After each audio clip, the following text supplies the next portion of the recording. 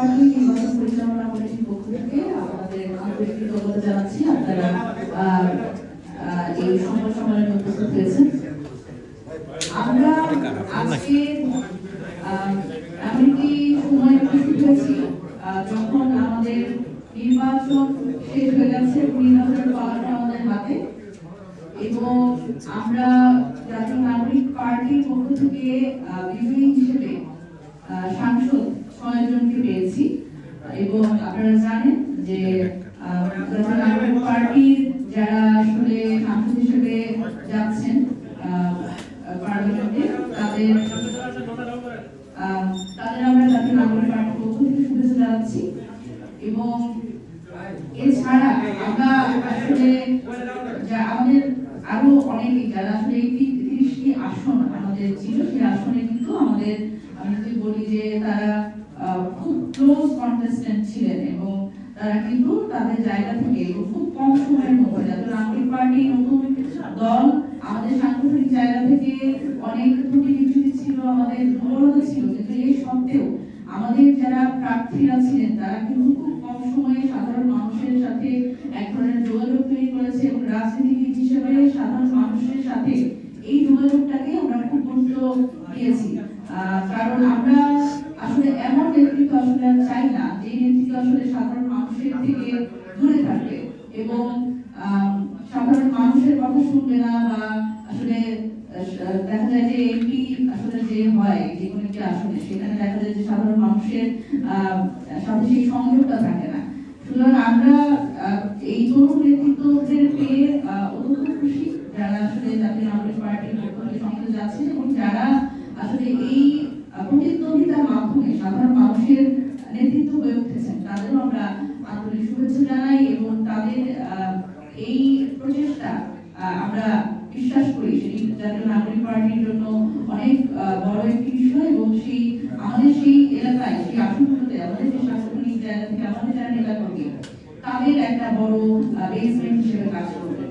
এবং এই কথাটি যখন আমি বলছি, আমার অত্যন্ত হতাশার সাথে বলতে হচ্ছে যে যখন একটি নির্বাচন বাংলাদেশে অনুষ্ঠিত হলো এবং আমরা দেখলাম যে নির্বাচনে ভোটাররা আমরা এক ধরনের নিরাপত্তার মধ্যেই তারা ভোট প্রদান করতে পেরেছেন, তবে আমরা যেটা দেখলাম যে ফলাফলের ক্ষেত্রে ফলাফল ঘোষণার পর থেকে আমরা দেখলাম যে যে আসনগুলোতে সামনাসামনি প্রার্থীরা বিজয়ী ঘোষণা করা হলো বা যারা জয়ের কাছাকাছি ছিল, সেই আসনগুলোতে কিন্তু এক ধরনের ফলাফলকে প্রভাবিত করবার একটা প্রচেষ্টা কিন্তু আমরা লক্ষ্য করেছি বিএনপির যারা স্থানীয় নেতাকর্মী ছিল তাদের পক্ষ থেকে।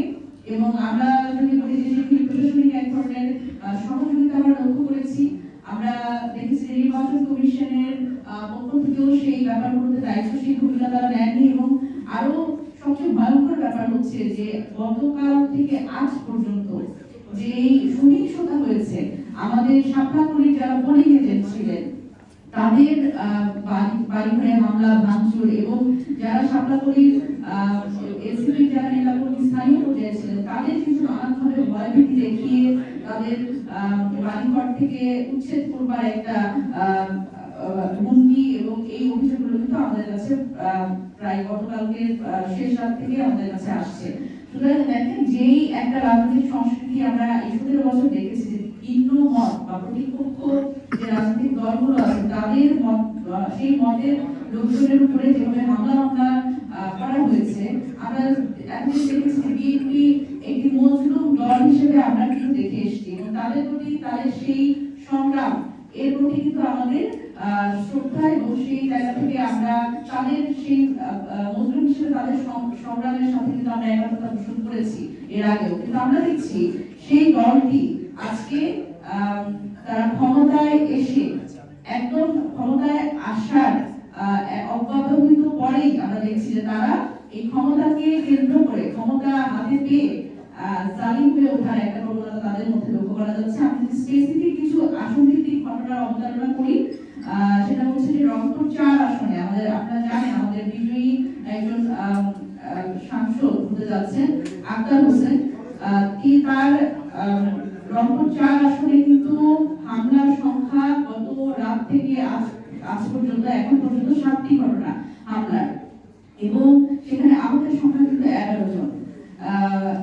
ঘটনাগুলো ঘটেছে হারাগাছ পৌরসভার এনসিপির পার্টি অফিস ভাঙচুর হয়েছে, রংপুর জেলা এনসিপি সাংগঠনিক সম্পাদকের বাড়িতে লুটপাট হয়েছে এবং ভাঙচুর করা হয়েছে।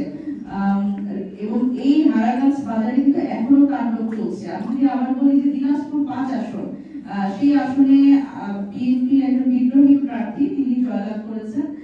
সেখানে হামলা হয়েছে 3টি এবং হামলাকারী হিসেবে স্থানীয় পর্যায় থেকে চিহ্নিত হচ্ছে বাংলাদেশ জাতীয়তাবাদী দল অর্থাৎ বিএনপি নেতাকর্মী এবং সমর্থকরা।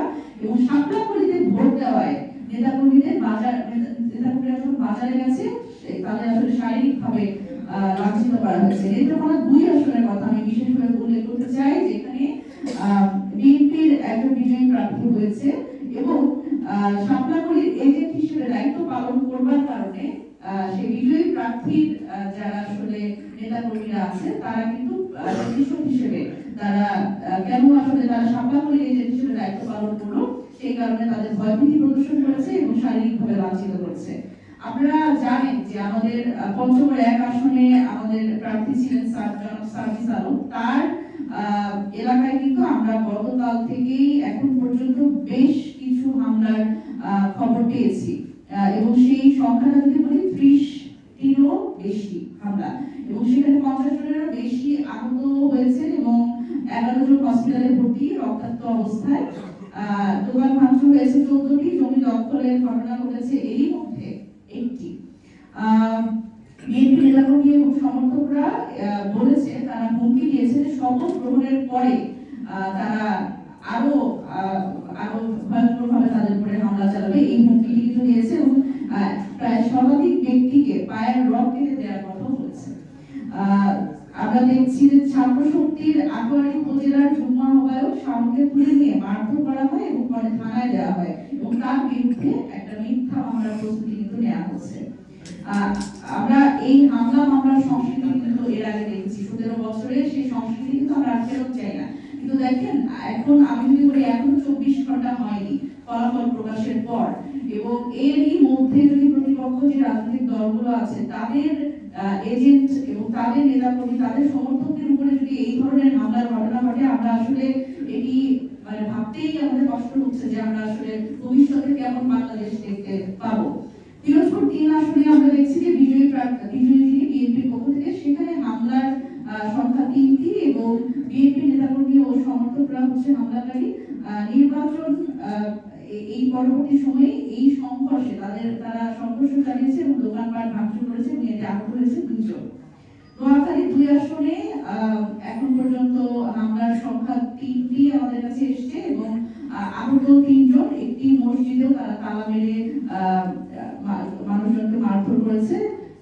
কুড়িগ্রাম 2 আসনে সেখানে হামলার সংখ্যা 4টি এবং কুড়িগ্রামের ফুলবাড়িতে বিএনপি নেতাকর্মী এনসিপির নেতাকর্মীদের বাড়িতে হামলা লুটপাট করে। ব্যক্তিগত পর্যায়েও আসলে এই সহিংসতার ঘটনা ঘটেছে। সাইফুল ইসলাম ফয়সাল, যুগ্ম সদস্য সচিব জাতীয় শ্রমিক শক্তি, তার উপরে হামলার ঘটনা ঘটেছে এবং সেই হামলাকারী বিএনপি এবং বিএনপি নেতাকর্মী এবং সমর্থকরা ছিল এবং বাসায় ফেরার পথে সাইফুল সাহেবের উপরে অপরাধীদের হামলা হয়েছে। এই মোটামুটি আমাদের কাছে যা তথ্য, দেখেন যখন আমরা নির্বাচনের পরে 24 ঘন্টা অতিবাহিত হওয়ার আগেই আমাদের আসলে এতগুলো হামলার তথ্য দিতে হচ্ছে, আপনাদের সামনে উপস্থাপন করতে হচ্ছে। সুতরাং এটি আমাদের জন্য খুবই শঙ্কার ব্যাপার যে আমাদের যারা তৃণমূলের নেতাকর্মীরা আছে শুধুমাত্র সাপলাকলি সমর্থনের ফলে, সাপলাকলির এজেন্ট হওয়ার ফলে এনসিপি কে সমর্থন দেওয়ার জন্য তাদের আসলে যে হামলার শিকার হতে হচ্ছে এবং স্থানীয় প্রশাসন কিন্তু এখানে এক ধরনের নীরব দর্শক হিসেবে ভূমিকা পালন করছে।